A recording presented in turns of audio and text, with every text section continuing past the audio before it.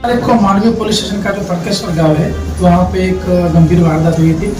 उसमें जो water tank है जिसकी कैपेसिटी 9 लाख लीटर की है, उसमें टेस्टिंग के दौरान पूरी वाटर टैंक कोलैप्स हो गई थी। और ये जो गंभीर घटना है उसको ध्यान में लेके गुजरात पानी पुरवठा बोर्ड के सुपरिटेंडेंट इंजीनियर है जो सूरत के, उन्होंने कल एफआईआर दर्ज करवाई है और उसको गंभीरता से लेके हमने अलग अलग 7 टीम बनाई थी।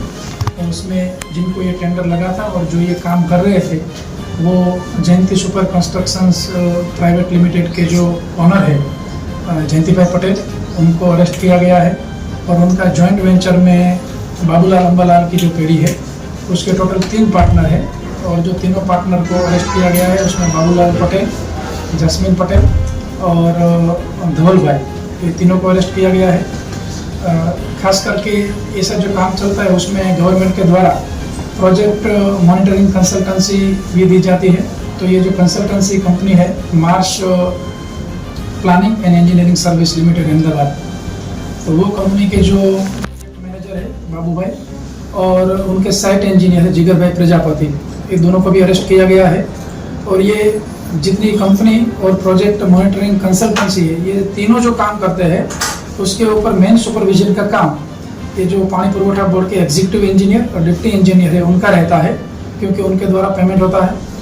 तो ये दोनों जो है वो भी इसमें कल्प्रिट है और एग्जीक्यूटिव इंजीनियर को गिरफ्तार कर लिया गया है और डिप्टी इंजीनियर जो है उनको हम अभी ढूंढ रहे हैं, उनको भी जल्द ही पकड़ के कार्यवाही की जाएगी। ये जो पूरी घटना है ये बहुत गंभीर घटना है और भारतीय न्याय संहिता की सेक्शंस 316(5), 318(4), 125A और 54, तो ये जो 4 सेक्शंस के मुताबिक गुना दर्ज किया गया है, जिसमें 10 साल से लेके जन्म तक की सज़ा की जुगवाई है।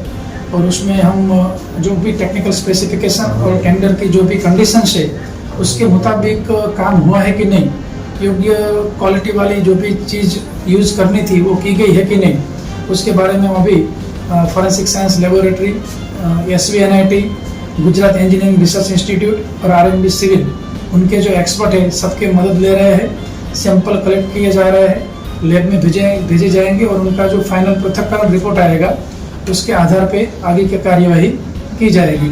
और इस घटना जो है उसमें ये सब जो है वो इन्वॉल्व है, और भी कोई उसमें इन्वॉल्व निकलेगा, किसी की भी गुनाहित भूमिका निकलेगी तो उनका बख्शा नहीं जाएगा। और उसमें साइंटिफिक तरीके से सभी एविडेंस कलेक्ट किए जा रहे हैं। एविडेंस कलेक्ट करने के बाद नामदार कोर्ट में सब एविडेंस के आधार पे चार्जशीट सबमिट की जाएगी।